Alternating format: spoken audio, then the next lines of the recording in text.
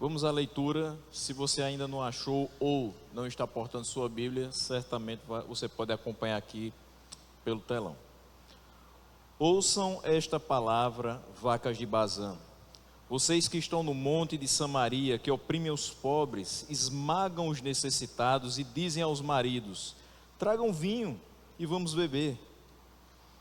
O Senhor Deus jurou pela sua santidade que virão dias em que vocês serão arrastadas com ganchos.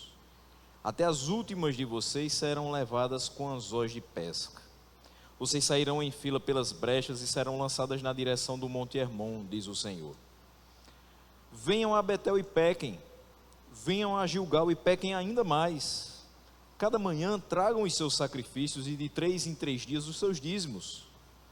Ofereçam sacrifícios de louvor com pão levedado e proclamem ofertas voluntárias. Tornem isso público, porque é disso que vocês gostam, ó filhos de Israel, diz o Senhor Deus. Vamos orar. Senhor, nós te damos graças por ter nos trazido até aqui, por estar nos mantendo de pé, apesar de lutas, provações, da nossa fragilidade, quem sabe até da nossa incredulidade muitas vezes, acerca do teu poder, mas o Senhor tem nos mantido de pé. Por isso nós somos gratos, e somos gratos também pela oportunidade de poder meditar na tua palavra. Fala o nosso coração através da ação do teu Espírito Santo. Assim nós oramos no nome de Jesus. Amém. Se assente, mas permaneça com a sua Bíblia aberta. Você ouviu o que foi lido, e certamente há textos na palavra de Deus que são bem difíceis para que a gente exponha. Existem expressões que talvez a gente olharia a sequência de uma série de pregações e a gente diria: Senhor, dá para pular esses versículos? Não? Não dá. E é necessário que a gente seja advertido, que a gente seja alertado e que a gente retire lições, inclusive de textos que são bem difíceis e que aparentemente não tem nada a ver com a gente, ou pelo menos a gente acha que não faz a mesma coisa que foi relatado naquele texto. Então talvez você escute um texto como esse, 5 versículos de Amós 4, e diga: bom, hoje a palavra não é para mim. Talvez era para alguém que não veio à igreja hoje. Talvez venha até a sua mente alguém que faltou. Você diria: perdeu a oportunidade de ouvir essa palavra. A gente vai ver que toca em cada um de nós qualquer parte da palavra de Deus.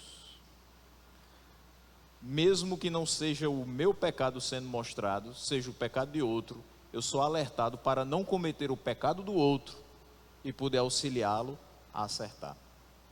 Ou seja, sempre há um propósito na exposição da palavra. E nesse caso aqui, a gente vai falar sim de pecado, mas a gente também vai falar daquilo que pode, daquele na realidade, que pode apagar os nossos pecados. Porque se eu falar apenas de pecado e deixar você ir para casa só com o pecado na cabeça, vai ser um grande desserviço, não te apontando o que pode te afastar desse mal tão perigoso. A essência do pecado é que o homem se volta para si e para se satisfazer. E a nossa própria cultura é um exemplo disso. É o homem olhando para dentro de si, olhando para aquilo que ele gosta, para as suas preferências e buscando satisfazer cada uma delas. E as pessoas na nossa cultura, na nossa sociedade, buscam a satisfação dos seus prazeres e acabam se associando a religiões que promovam a possibilidade dessa busca. Quando a gente fala em não buscar os prazeres desse mundo, certamente alguém que nos ouve diz: eu não quero esse tipo de religião, porque eu quero gozar dos prazeres do mundo. E como eu vou ser privado disso por conta dessa religião? Então eles se afastam um pouco e procuram aquela religião que possa dizer para eles: você pode viver da maneira que você quer, você pode buscar ter prazeres nesse mundo. Tudo em Israel girava em torno da busca pelo prazer. É o que a gente começa a ver quando Amós vem trazendo a mensagem do Senhor contra a nação de Israel, contra o povo que foi escolhido para ser povo de Deus. A religião que predominava era da prosperidade, da satisfação e da exibição. Qualquer semelhança com a nossa realidade atual não é mera coincidência. A gente ouve falar de prosperidade, não no sentido bíblico, mas no sentido financeiro, monetário. A gente ouve falar em satisfação. Você está aqui porque você se sente feliz em estar aqui. Se você não se sentir feliz aqui, procure uma igreja que você possa se sentir feliz, porque o que importa é ser feliz. Isso é complicado, porque às vezes a sua felicidade está longe da palavra de Deus, porque você busca felicidade em outras coisas que não as questões que o Senhor nos traz e que são totalmente suficientes para que a gente seja satisfeito durante a nossa passagem pela terra. Mas também se fala muito em exibição. Nunca se mostrou tanto o que se sabe, o que se tem e o que se quer. Você abre o perfil da rede social de qualquer pessoa e lá vai ter o que ela possui, muitas vezes o que ela tem feito, o que ela deseja, e vai ter também quais são os seus projetos futuros. Alguma coisa apontando para o que ela quer num longo espaço de tempo. Seja uma viagem, seja estudos, seja lá o que for. Mas assim, as pessoas do tempo presente, elas estão muito mais abertas à exposição do que em outros tempos. Se você, assim como eu, surgiu nesse mundo num tempo analógico, pré-internet, pré-rede social, você sabe que a gente era muito mais reservado com relação à própria vida particular. E com o advento dessas redes, a gente começou a querer mostrar um pouco mais. Afinal de contas, elas são redes sociais. Elas fazem com que a gente interaja com o restante da sociedade, estando no conforto da nossa casa, ou andando de ônibus, ou onde a gente tiver. É só ter um dispositivo móvel com acesso à internet. Só que isso também fez com que a gente se afastasse das conexões que a gente mais deveria ter durante os nossos dias, que não são as conexões 4G ou 5G que nos levam a conversar com quem está lá do outro lado do mundo e compartilhar das coisas que a gente quer, mas as conexões com a palavra de Deus e o que ela tem para a nossa vida. As conexões com aquilo que a gente tem de aprendizado aqui e que deve transferir para a prática do dia a dia. Amós convocou nações ímpias, vizinhas, para ver como se daria o castigo de Israel. Israel estava fora dos limites. Chegou o tempo da quarta transgressão. E o Senhor tinha dito, por 3, sim, por 4 transgressões, eu não sustarei o castigo. Mas esse castigo era necessário para que fosse exemplo para outras nações, para que Israel servisse de modelo. É meu povo, e justamente porque é meu povo vai ser punido. Israel achava que não aconteceria dessa maneira, mas é assim que deve acontecer. É pela sua casa que o Senhor começa o conserto, para que depois Ele possa também consertar os que estão fora. E era necessário que as outras nações se colocassem em cima dos montes que davam para dentro daquela região e pudessem ver como Deus estava castigando Israel. Então Deus, através de Amós, agora vai fazer um apelo para que esse povo se arrependa dos seus pecados. O juízo já foi falado e vai acontecer, porque se Deus fala que vai trazer a punição, Ele vai cumprir. Mas Ele não deixa esse povo sem aviso e sem a oportunidade de se arrepender. Então, através do profeta, ele faz esse apelo para que o povo se arrependa dos seus pecados e se afaste do juízo que está próximo de vir, por conta das suas próprias iniquidades, e assim se volte para Ele. Qual é a situação que esse texto mostra para a gente, além de tudo que a gente já viu? a respeito de como Israel estava, de como as pessoas de Samaria estavam, especificamente. No versículo 1 nós vamos ver a corrosão dos valores morais.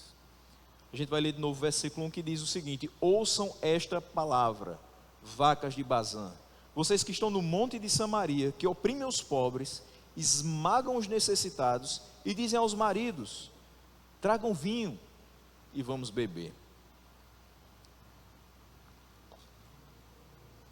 Israel estava vivendo obstinadamente no pecado. E a gente vai repetir mais uma vez que vocês já cansaram de ouvir, mas eu espero que não estejam tão cansados, porque vão ouvir de novo. Nós não podemos viver na prática do pecado, uma vez que nós fomos alcançados pelo Senhor. Então, quando ele vive obstinadamente no pecado, então já não dá provas cabais de regeneração. Quem vive na prática do pecado não dá evidências de salvação, de regeneração. E Israel estava vivendo dessa maneira, obstinadamente no pecado. Tinha caído num poço mais profundo do que aqueles que sempre viveram mergulhados nas trevas. E por que isso acontece? Porque aquele que não conhece a palavra de Deus, aquele que não se importa com o que Deus fala, com aquilo que Ele ordena, com aquilo que Ele preceitua nas Escrituras, mesmo que na sua ignorância, mas ele pratica ilimitadamente o mal que habita no seu coração. Ele vai responder por isso, claro. Mas o peso desse pecado não tem como ser amplamente comparado, ou totalmente comparado, com o peso do pecado de alguém que sabe o que está fazendo. E mesmo assim, faz. Com alguém que sabe que é errado, com alguém que sabe que é pecado, com alguém que sabe que está ferindo a santidade de Deus, com alguém que sabe que está desvalorizando o sacrifício de Cristo e mesmo assim pratica. E pior, pratica com tranquilidade. Porque é aí que a coisa fica perigosa, é quando você peca e você não sente o peso desse pecado.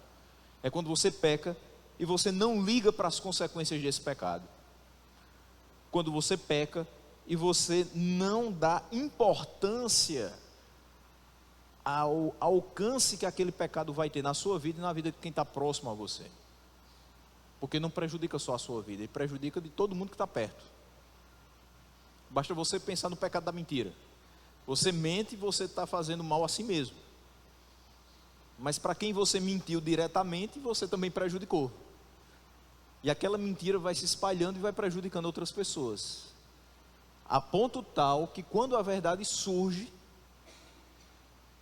talvez você não consiga mais ligar os pontos do que você tinha falado antes. E mesmo que você fale a verdade, ninguém acredita mais. É aquele velho exemplo de você jogar as penas de um travesseiro num abismo e depois tentar catar essas penas para fazer ele de novo. Não dá mais. A coisa já ficou tão longa, tão extensa, que você não tem mais como voltar ao ponto inicial. E os prejuízos são grandes. Então eles tinham sim caído num poço mais fundo, mais profundo do que aqueles que sempre viveram mergulhados nas trevas, porque a gente espera que eles façam isso. A gente espera que eles vivam no pecado, mas a gente não espera que os que foram regenerados se acostumem com o pecado. E era isso que estava sendo observado. E Amós vai mencionar aqui alguns desses terríveis pecados. O primeiro deles, o culto ao corpo. As vacas de Bazã eram notórias pela sua condição de serem bem nutridas, fortes, porque as pastagens daquela região eram esplêndidas. Olha o que é que diz Deuteronômio 32:14.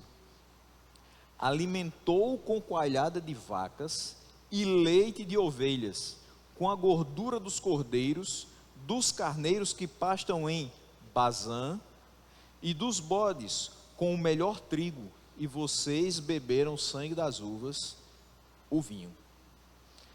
Veja como ele coloca a região, a gordura dos cordeiros, o leite das ovelhas, a coalhada de vacas, dos carneiros que pastam em Bazã. Era uma região muito bem desenvolvida na parte da pecuária. E quando você olhava para uma vaca de Bazã, você tinha certeza que era um produto de qualidade excepcional. Ao chamar as mulheres de Samaria de vacas de Bazã, Amós diz que elas só se preocupavam com o externo, com o corpo, com a aparência. E aí o mais complicado, que você entra no aspecto pecaminoso. Quando alguém cultua o próprio corpo e a sua aparência, também se preocupa com a sensualidade e com o prazer. Então, quando você tem um povo que cultua o próprio corpo, se preocupa muito com o próprio corpo, e menos com a alimentação da sua mente, da sua alma eterna, nós temos aí a abertura de espaços para também pecados nessa área da sensualidade e do prazer físico. Um segundo pecado que ele vai mostrar é a busca desenfreada do prazer. As mulheres viviam entregues à bebedeira. No finalzinho do versículo ele vai falar aqui que elas diziam aos maridos: tragam vinho e vamos beber. Então elas eram entregues à bebedeira, estavam se entregando a excessos, festas caras, requintadas. A vida girava em torno do prazer. Você deve ter conhecido alguém, ou talvez você já foi um desses, que a vida era uma festa.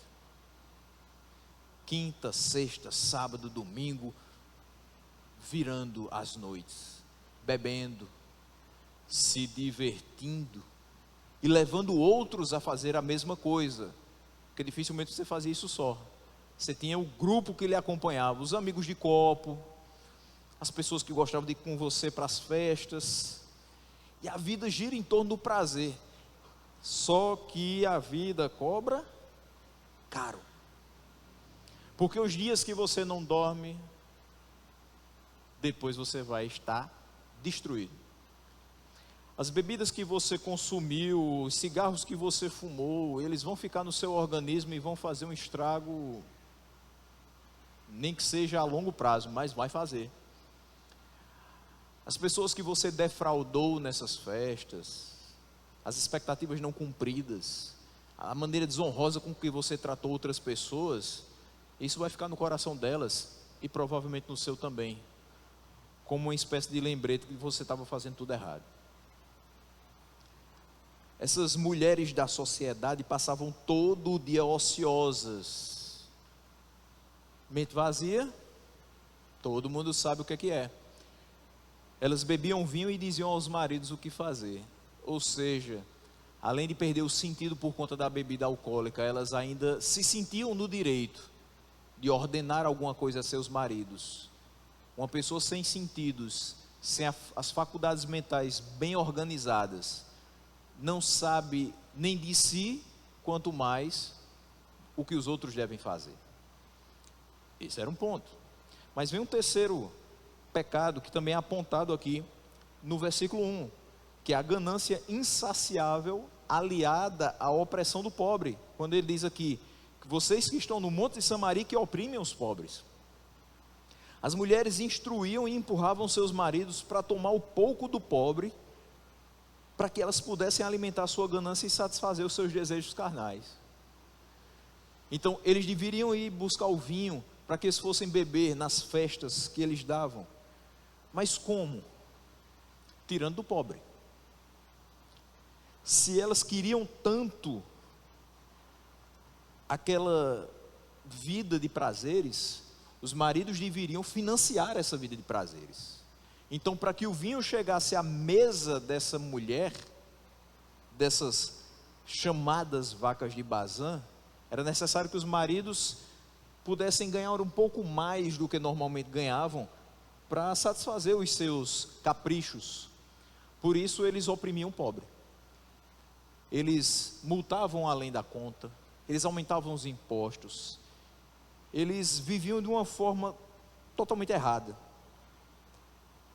Os pobres e os necessitados eram despojados e oprimidos, sem que isso causasse qualquer problema na consciência dessas pessoas.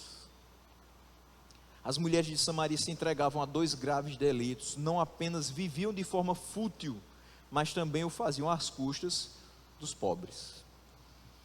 Uma quarta questão nesse versículo 1 é que há uma inversão dos papéis no casamento.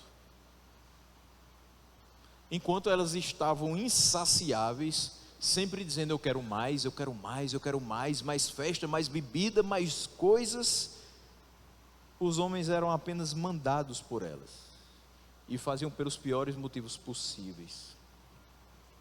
Elas viviam no luxo e empurravam os seus maridos para a linha perigosa da opressão ao pobre. Elas diziam a eles o que fazer, sob o efeito do álcool e sob a necessidade, com a desculpa de que havia uma necessidade de suprir o seu coração com aquelas coisas todas, porque elas não se satisfaziam com o que Deus havia dado. A gente tem inúmeros provérbios ditos populares, alguns deles fazem muito sentido, outros nem tanto. Mas você já deve ter escutado que quem muito tem, muito quer. Quanto mais a pessoa tem, mais a pessoa quer. Existem essas pessoas que são insaciáveis, elas têm muito dinheiro, mas elas querem mais. A pessoa já tem 5 empresas, mas ela quer abrir a 6ª. Ele já trabalha 2 expedientes, mas por que não um terceiro? E nisso as pessoas vão procurando sempre se satisfazer em alguma coisa, mas nunca encontrando a saciedade. Você pode ter o carro do ano, a melhor casa de Campina Grande, sua conta bancária toda recheada, se a sua satisfação não estiver em Deus, tudo isso será insuficiente. Isso é claro. Porque você vai ser um milionário que ainda vai dizer assim: olha, faltam 3 semanas para acabar o ano, mega da virada, vou jogar porque eu quero ganhar mais tantos milhões de reais. Não vale, não sacia, não chega, sempre mais, e mais, e mais, e mais, e mais. E Salomão já disse para a gente que ele observou tudo, ele experimentou de tudo. Em Eclesiastes 2 ele diz que viu que tudo era vaidade, correr atrás do vento. Para que isso tudo? Se no final de todas as coisas você vai deixar tudo que construiu para pessoas que você não sabe nem se vão dar continuidade ao que você fazia, se vão valorizar o que você fez.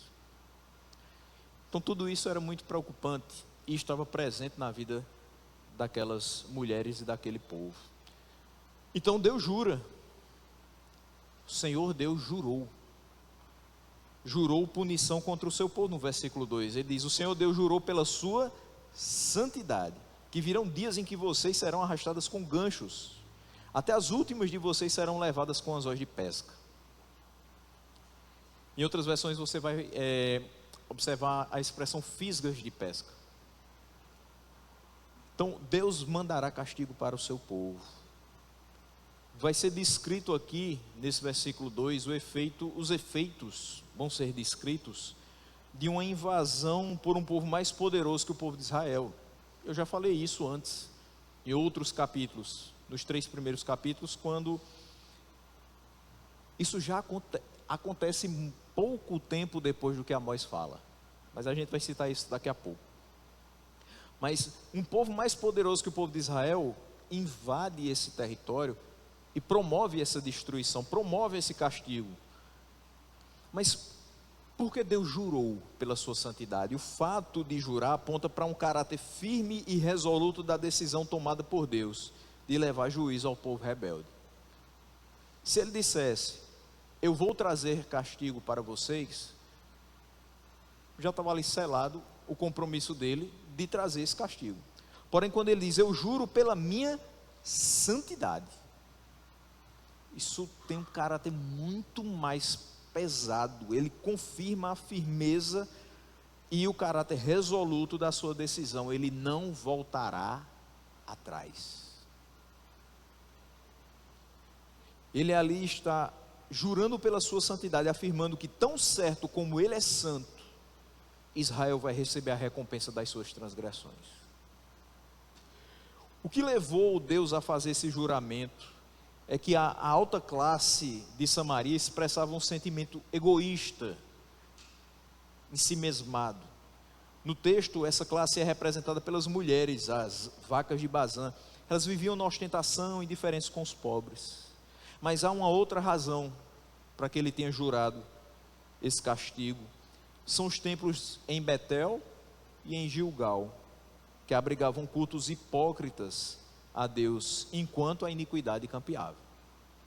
E a gente vai ver isso nos versículos mais adiante. Mas falando especificamente dessas mulheres, elas eram mulheres de oficiais do palácio, de magistrados, de pessoas que eram proprietários de terra, homens de grande poder, principalmente no quesito financeiro. Apesar do termo usado não ser bem aceito no nosso tempo, na nossa sociedade, né? Deus me livre de chamar uma mulher de vaca hoje, porque tornou algo pejorativo. Mas aqui Amós faz esse tipo de comparação no sentido de que ambas, as mulheres de alta classe de Samaria e as vacas da região de Bazã, eram vistosas, eram bonitas e viviam para a satisfação dos seus próprios prazeres, ou seja, riquezas no caso das mulheres e a comida no caso das vacas. O que é que as vacas de Bazã faziam? Recebiam comida e pastavam, engordavam, se tornavam vistosas e eram louvadas por todas as pessoas daquela região como sendo as de melhor qualidade. O que é que aquelas mulheres faziam? Eram parasitas, esperavam o marido trazer vinho para festejar, não faziam nada para contribuir para o crescimento de suas casas, muito menos da sociedade.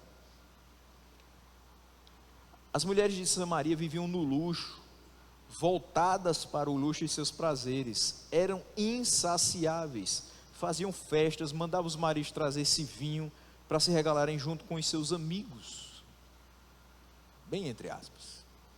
Para satisfazer a vontade das suas mulheres, os maridos se viam obrigados a gerar mais renda, porque quanto mais vinho, mais gasto, quanto mais festa, mais gente se aproxima. Você já deve ter passado por isso, talvez. Você chama um colega seu de trabalho para o happy hour, e aí, de repente, você já começa a ser conhecido como uma pessoa que gosta de sair para tomar uma depois do trabalho. Mais pessoas vão chegando junto. Daqui a pouco aquele grupo que era de 3, 4, já são 10. Daqui a pouco vocês vão estar reservando todo o restaurante para a sua confraternização. E enquanto durar o recurso, duram os amigos. Quando o recurso faltar, os amigos se afastam. Invariavelmente isso acontece. Para que isso não acontecesse, então os maridos tinham que bancar. Eles se viam obrigados a gerar muito mais renda, e isso acontecia por meio da retenção dos salários dos pobres, por meio do aumento dos impostos. Então, os que já eram pobres se tornavam agora praticamente escravos, porque eles não recebiam totalmente seu salário, mas ainda, o pouco que compravam era numa carga tributária impossível de dar conta. Amós começa falando das mulheres porque ele tem em vista que elas sempre representaram nas sociedades a honra, a verdade, o respeito e o direito. É isso que você espera de uma mulher, que ela seja a guardiã desses valores, que ela tenha em si, na sua conduta, ela expresse esses valores. Quando ela já tem se corrompido ao ponto que as de Samaria tinham chegado, é sinal de que a sociedade está no fundo do poço com relação à moralidade. Se elas tomavam a frente de suas famílias, se corrompendo e corrompendo seus maridos, tornando a sociedade tão fraca moralmente como era aqui, só tinha uma solução: a intervenção divina. E é por isso que Deus, através de Amós, ele diz: eu juro pela minha santidade, que virão dias em que vocês terão castigo. O que ele jura fazer? Primeiro, elas seriam levadas cativas como os peixes apanhados em anzóis. Os assírios, eles faziam isso com os seus prisioneiros, colocavam argolas nos narizes deles e com cabos ligando um ao outro. Então eles faziam aquela fileira de prisioneiros, cada um com essa argola, e um cabo ligava um ao outro, e eles eram levados para os trabalhos. E ele diz: aqueles que não forem colocados com ganchos serão levados com anzóis de pesca, ou fisgas de pesca. Qual seria a figura mais aproximada? Se você não foi pescado com anzol, você vai ser pescado com arpão, você vai ser espetado. Então, aquelas que não fossem levadas cativas como peixes apanhados em anzóis, seriam levados como peixes pescados com arpão. A figura já é bem difícil de imaginar, muito pesada, mas não acaba por aí, porque numa segunda questão, Samaria é comparada a um grande curral, de onde os inimigos retirariam cada uma dessas mulheres após quebrar a cerca, e iriam levá-las até o Monte Hermon. Olha o que é que diz o versículo 3: vocês sairão em fila pelas brechas. Então imagine que aquela cidade, ela está cercada, e os inimigos quebram a cerca, e pelas brechas que são geradas, eles vão levando em fila cada uma delas, e vão sendo lançadas na direção do Monte Hermon, diz o Senhor. Hermon é um local não especificado pelos historiadores, mas é especulado pelos comentaristas como sendo uma referência a esse monte que era na direção da Assíria. O que faz total sentido, já que os assírios agiam como o que é dito no versículo 2, e são os assírios que praticam o juízo contra esse povo. Porque foi exatamente isso que aconteceu anos depois do pronunciamento do profeta Amós, cerca de 30 anos. Depois do que ele diz isso, é exatamente isso que acontece. Então a gente vai para o último ponto, versículos 4 e 5, que é a punição pela falsa religião. Se já não fosse o bastante viver voltado para o luxo, para as riquezas, para uma vida totalmente desregrada, longe da moralidade que é expressa na palavra de Deus, esse povo ainda tinha uma falsa religião. Versículos 4 e 5. Venham a Betel e pequem. Olha o convite que Amós faz. Venham a Gilgal e pequem ainda mais. Ele cita aqui as duas localidades onde havia ali santuários que foram criados por Jeroboão, para que eles ali pudessem adorar a Deus através de bezerros de ouro. Então seria uma adoração terceirizada. E ele diz: cada manhã, diariamente, tragam os seus sacrifícios, e de 3 em 3 dias os seus dízimos, ofereçam sacrifícios de louvor com pão levedado, e proclamem ofertas voluntárias. Tornem isso público, porque é disso que vocês gostam, ó filhos de Israel, diz o Senhor Deus. Então Amós é irônico nas suas palavras. Existe aqui um grande tom sarcástico por parte do profeta, porque é óbvio que nenhum profeta chama o povo a pecar, chama o povo ao arrependimento, mas eles estavam com a mente tão cauterizada que a ideia aqui é dizer assim: quem está sujo, suje-se mais. Vocês estão acostumados a pecar? Então venham e pequem mais. Vocês estão achando que não serão punidos porque são o povo do Senhor. Ele já disse que vai punir vocês. Ele já está dizendo aqui que jura pela sua santidade que virão dias em que vocês receberão castigo por nações ímpias. O ímpio vai provar a vocês que vocês estão errados, que vocês devem se consertar para adorar o Senhor. Então, se vocês acham que não vai acontecer nada, se vocês estão tão certos de que é essa maneira de viver, venham e pequem mais. Se o problema é um templo, vá para Betel. Se não se agrada do bezerro de ouro de Betel, tem em Gilgal também. Tem para todo gosto. E façam mais, tragam sacrifícios, toda manhã, de 3 em 3 dias, tragam dízimos, ofereçam sacrifício de louvor com esse pão com fermento, levedado, e tragam ofertas voluntárias, mas com detalhe, mostrem para todo mundo que vocês são generosos, que vocês trazem ofertas voluntárias, porque eu sei que é disso que vocês gostam. Vocês gostam de se mostrar voluntários. Ele chama o povo para ir aos santuários para pecar, em Betel e Gilgal. Esses eram lugares importantes na história antiga de Israel. Betel era um santuário no período dos juízes. Samuel julgava tanto ali quanto em Gilgal. Está lá em 2 Samuel 7,16. Eles se tornaram centros do culto sincrético do período do reino dividido. Então, não se louvava somente a Deus, era Deus e a deuses estranhos. Jeroboão fez esses 2 templos nessas 2 cidades e colocou em cada um deles bezerro de ouro e os sacerdotes.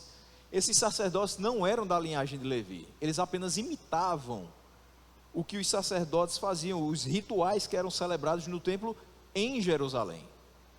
Então, vamos dizer que assim, na parte do formalismo, eles faziam mais ou menos tudo que deveria ser feito.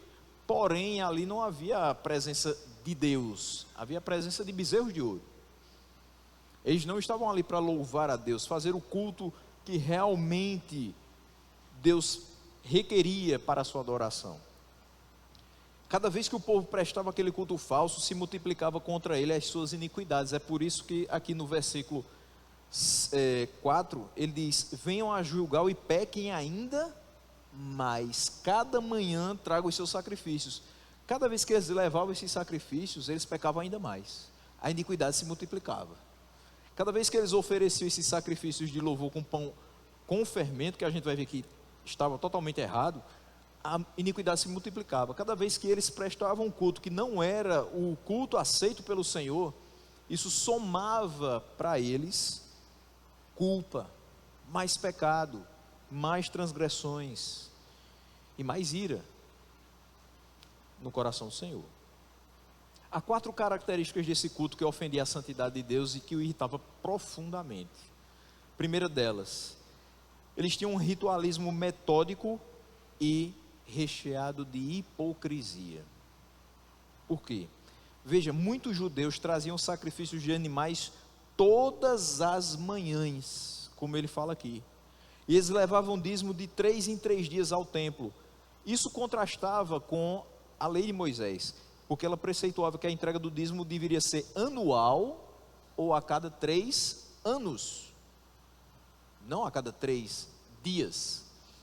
Aí você poderia dizer, bom, é interessante que eles estão fazendo além da lei, então eles deveriam ser louvados porque eles sacrificam e ofertam mais do que a lei pede.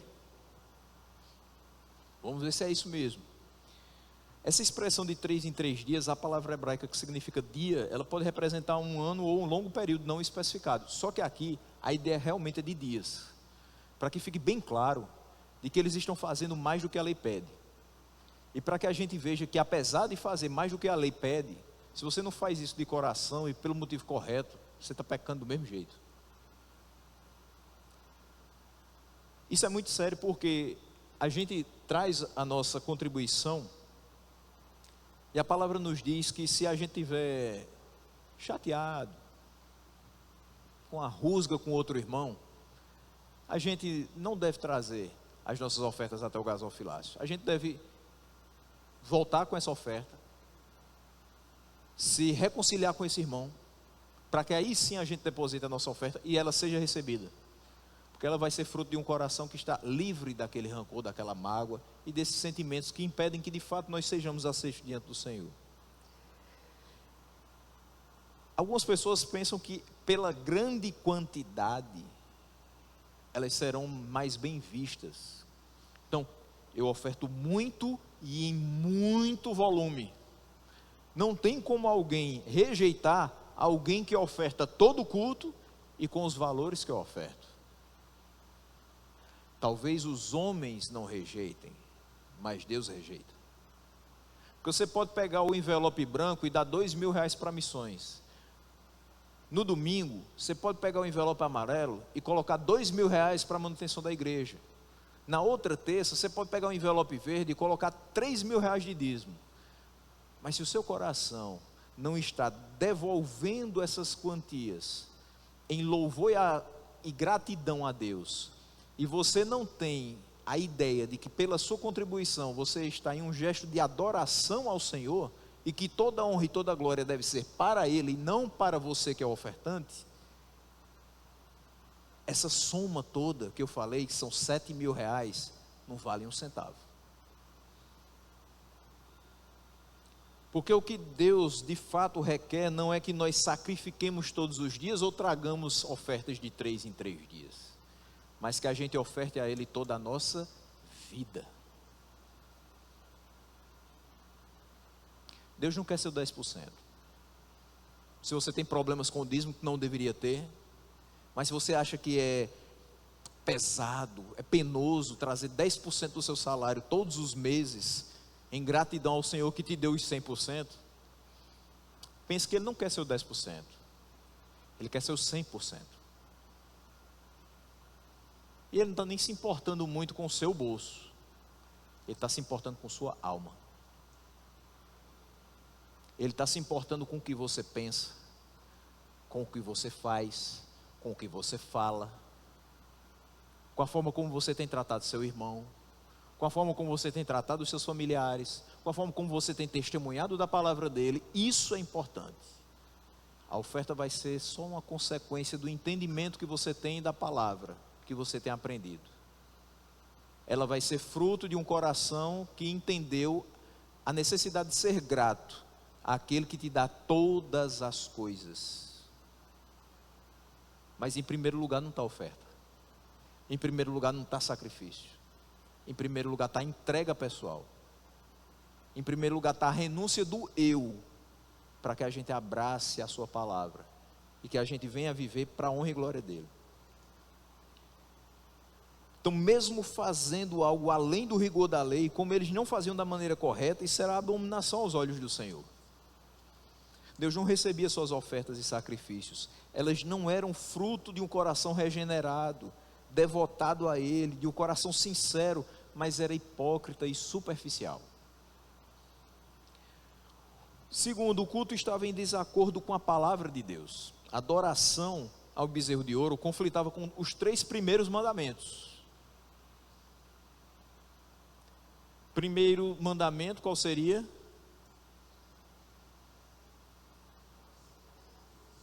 Amar a Deus sobre todas as coisas. Segundo,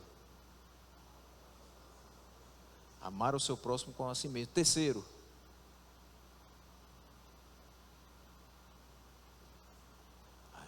vamos ter que estudar novamente. Venham para a EBD. Precisamos. Somente ao teu Deus darás culto. Aí depois vem o quarto: não farás para ti imagens de escultura. Eu poderia dizer que são os 4 primeiros, mas eu estou falando só dos 3. Porque de fato esse povo não amava a Deus.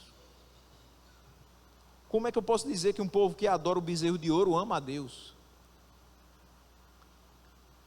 Infelizmente, a gente tem conhecimento de pessoas que adoram objetos, animais, por aí vai. Tem gente que adora cédulas de dinheiro. Não, pastor, eu nunca vi o templo do dinheiro.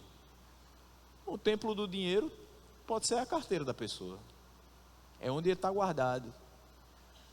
E aquele objeto que ela tem assim, a maior reverência. Que para ela aquilo dali vai salvá-la de todos os seus problemas. O amor ao dinheiro é raiz de todos os males. Ninguém está dizendo que ser rico é pecado. Mas o querer ser rico a todo custo e fazer disso a motivação da sua vida é.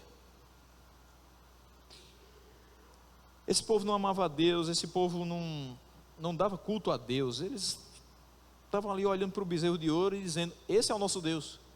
A gente não precisa ir mais para Jerusalém, a gente fica aqui, em Betel, em Gilgal, e a gente serve ao Senhor do mesmo jeito. Mas não é assim. Os sacerdotes não eram da linhagem de Levi, então eles poderiam ser sacerdotes naquele local? Não. Outra, o fermento não podia fazer parte da oferta a Deus, e ele diz aqui no versículo 5: tragam as suas ofertas, os seus sacrifícios de louvor com pão levedado. Por que ele é irônico dizendo que eles continuem a trazer o que é pecaminoso? Porque a palavra de Deus diz aqui em Levítico 2:11: nenhuma oferta de cereais que você apresentar ao Senhor será feita com fermento, porque vocês não devem queimar nem fermento nem mel como oferta ao Senhor. O que esse povo estava fazendo? Exatamente o que era contrário à vontade de Deus. A lei pactual deixa claro que eles não deveriam oferecer pão levedado como sacrifício, era justamente o que eles faziam. Amós então insiste com eles, que eles continuem nessa desobediência. Uma terceira questão: eles davam ofertas voluntárias para se gabar da sua generosidade. E ele diz: tornem isso público no versículo 5, porque é disso que vocês gostam. Meus irmãos, é como se hoje a pessoa estivesse aqui dentro da igreja e, utilizando do seu celular, ela tirasse uma foto do nosso envelope aberto com a quantia que ela estava depositando, e horas depois que terminasse esse culto, você visse nos stories dela: hashtag adorando ao Senhor, hashtag coração generoso. Isso não é um coração generoso, isso é um coração egoísta, isso é um coração não regenerado, isso é um coração que quer a glória para si, é um coração que não entendeu nada a respeito de generosidade, de assistência, de reverência. A gente não precisa dizer a ninguém o que faz pelo Senhor, Ele sabendo é suficiente. É claro que por uma questão de prestação de contas, muitas vezes nós tiramos foto do que é feito no evangelismo, numa ação social, numa distribuição de cestas básicas. Claro, porque pessoas ofertaram e você mostra que os valores que foram ofertados de fato foram utilizados para aquele fim. É importante que você preste contas, mas não importa que você diga que foi você que fez. Não interessa quanto foi que você ofertou. Não interessa que você que caminhou e que levou pessoas dentro do seu carro, o quanto de gasolina que você gastou. Nada. Porque a obra é de Deus, não é sua. É Deus que deve ser louvado com aquilo que é feito, não você. É o nome de Deus que deve ser proclamado, e não o seu que deve ser iluminado pelos holofotes. Não tornem público. Era isso que no fundo ele queria dizer. Façam isso. Não precisa tornar público, Deus sabe o que você faz. Se a oração nós devemos fazer em secreto, para o nosso Pai que nos vê em secreto nos recompensar, que dirá das nossas ofertas? O Evangelho diz que quando você for dar o esmola a alguém, o que a sua mão direita dá, que a esquerda não veja. E por que você está botando na rede social? E por que você faz as coisas pegando assim? Estou entregando, hein? A gente não pode se deixar consumir pelo espírito desse mundo, dessa época. Porque o mesmo Deus que não quer que a gente, que essas pessoas, não queria que essas pessoas fizessem isso, Ele também não quer que a gente faça. A palavra não mudou, Deus não mudou.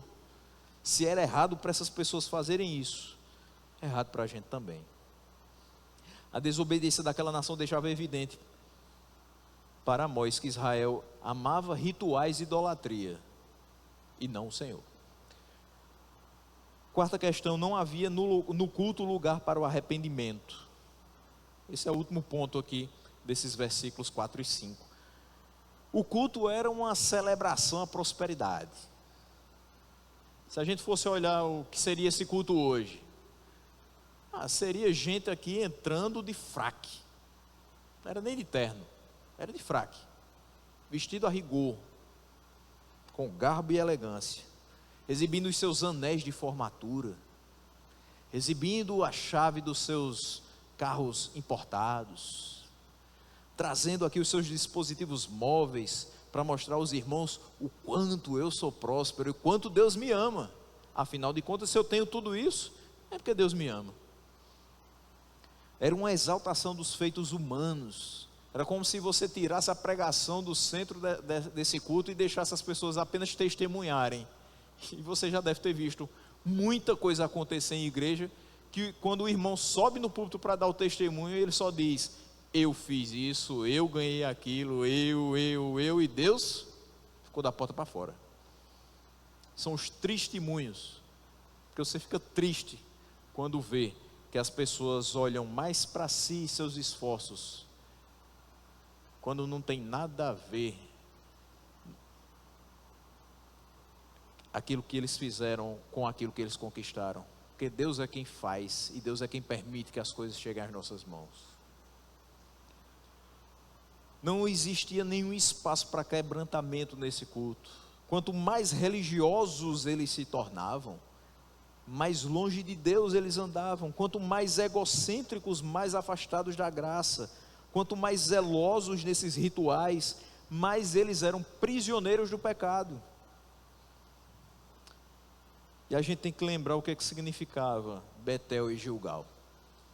Betel significa casa de Deus, lugar de encontro com Deus, de transformação de vida, onde a pessoa ouve a palavra de Deus e ela sente que aquilo que ela está praticando não é coerente com essa palavra, e ela, pela ação do Espírito Santo, é convencida de que ela precisa mudar de rota, precisa mudar a sua vida.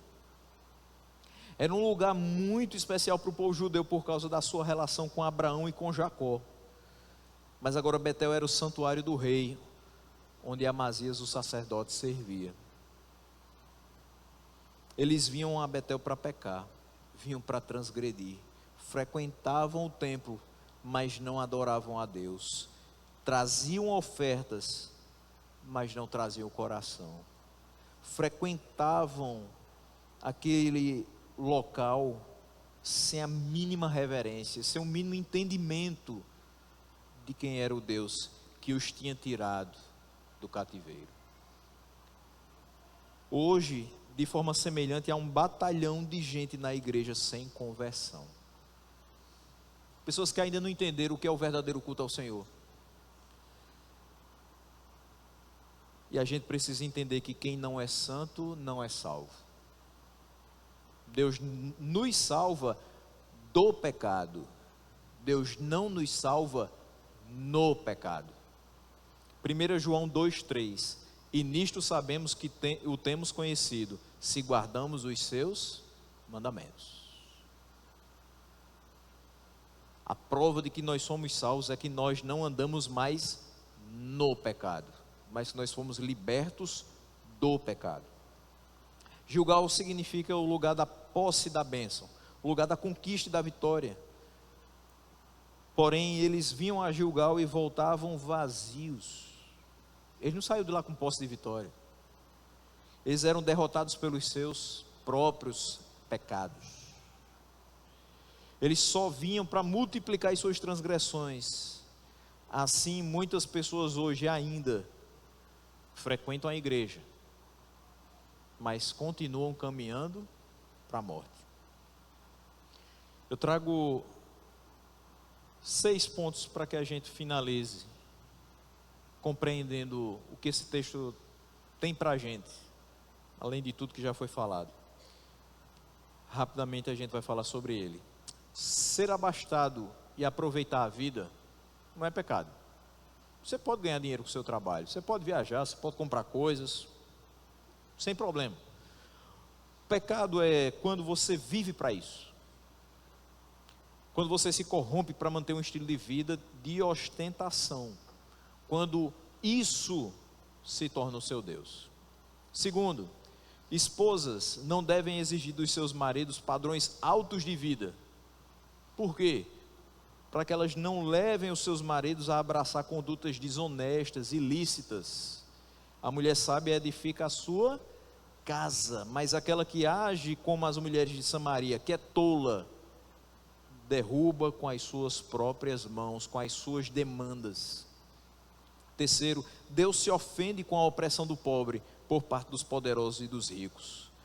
Quando esses ricos e poderosos querem satisfazer os seus próprios interesses, não pensam na coletividade. Quarto, não é lícito adorar a Deus de acordo com as nossas preferências. Deus estabelece na sua palavra o modo que Ele aceita ser adorado. Ele nos entregou um princípio do culto e os elementos que compõem o culto que lhe é agradável. Nós não podemos introduzir aquilo que nós achamos que dá certo ou o que nós achamos que é legal. Tem um jeito certo de fazer. Quinto, Deus é santo. Ele jurou por sua santidade que castigaria o povo rebelde. Ele também jura por sua misericórdia que santificará este povo para levá-lo à glória eterna. Você está vendo esse povo aqui? Ele pecava desordenadamente. Eu posso dizer que ninguém de Samaria se salvou por conta das suas ações? Não.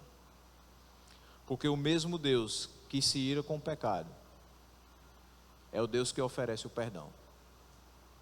É o Deus que nos oferece a possibilidade de arrependimento.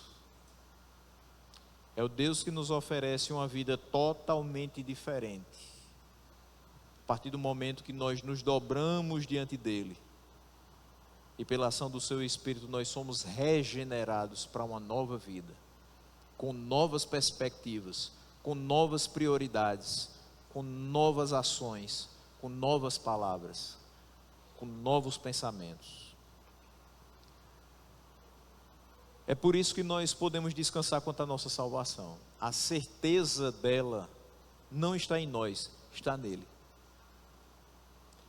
Ele vai nos preservar e vai nos fazer perseverar em santidade até o fim dos nossos dias. Se esse povo aqui se arrepende, busca viver de acordo com os preceitos do Senhor, Ele vai dar condições para que esse povo chegue até o final, sem se desviar novamente. A gente não está isento de errar. A gente só não pode se acostumar com o erro e achar que Deus vai ser complacente com o nosso erro. É por isso que Ele nos enviou Cristo, que é o nosso advogado. Nós precisamos confessar os nossos pecados, confessar e deixar, como foi mostrado aqui no texto no domingo. Confessar, abandonar, para que Ele possa ser fiel e justo e nos perdoar os pecados e nos purificar da injustiça. Ele tem essa capacidade, Ele tem esse poder, e Ele vai ratificar dia a dia no nosso coração o que foi conquistado na cruz, que nós somos perdoados nos nossos pecados e não há mais condenação para nós, porque nós estamos firmados no seu Filho. Por último, qual a razão principal da nossa existência? Para que esse povo foi criado? Para viver no luxo? Para viver pecando? Para adorar outros deuses? Não. A razão principal da existência deles é a mesma nossa. Nós fomos criados para conhecer a Deus, para amar a Deus sobre todas as coisas. E quanto mais a gente conhece a Deus, mais a gente o ama. E quanto mais a gente o ama, mais a gente se satisfaz nele. E quanto mais a gente se satisfaz nele, menos saudade do mundo a gente sente. Quanto mais a gente ama a Deus e mais se satisfaz nele, menos vontade de pecar a gente tem. Menos vontade de buscar outras coisas, outras fontes de alegria a gente tem. A razão principal da nossa existência é viver para Ele, colocando em prática o que foi estabelecido na Sua palavra. Glorificá-lo através daquilo que a gente pensa, através daquilo que a gente fala e através daquilo que a gente faz. Certos disso, diferente desse povo, busquemos fazer a Sua vontade, para que Ele possa derramar sobre nós bênçãos sem medida, e que Ele ratifique todos os dias do nosso coração que Ele é suficiente, que se nós o temos, nós temos tudo. E o principal, isso aqui tudo vai acabar, mas Ele nos garante uma vida eterna. Aqui pode estar faltando uma coisa ou outra na sua visão, mas nem aqui vai faltar, porque Ele não permite, muito menos lá. Quem tem Deus de fato tem tudo. Quem não tem, não tem nada. Foi duro para eles entender isso. Vai ser duro para muita gente. Que bom que nós já sabemos. E hoje nós somos relembrados. Se temos a Ele, não temos por que buscar outras fontes de alegria. Ele de fato é a nossa alegria.